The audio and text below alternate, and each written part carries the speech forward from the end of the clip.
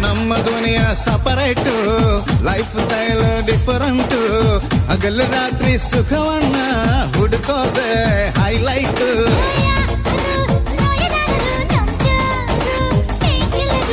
ಯಾರು ಬೋರು ಅನ್ನರು ನಮ್ಗ್ಯಾರು ಅಷ್ಟು ತ್ರಿಲ್ಲರು.